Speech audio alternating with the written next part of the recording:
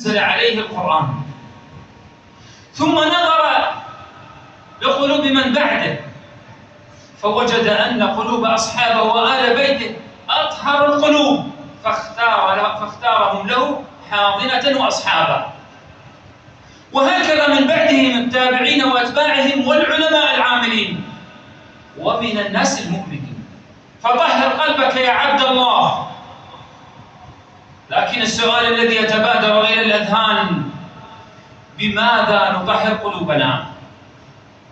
يقول الله تبارك وتعالى في محكم كتابه العزيز: وما خلقت الجن والإنس إلا ليعبدون.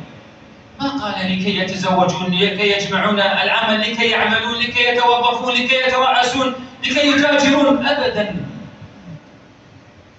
وإنما قال إلا، حصر، أداة حصر، إلا ليعبدون، لام التوكيد، إلا ليعبدون. إذن بماذا يا رب نطهر قلوبنا؟ القلوب هي التي ترتفع إلى الله.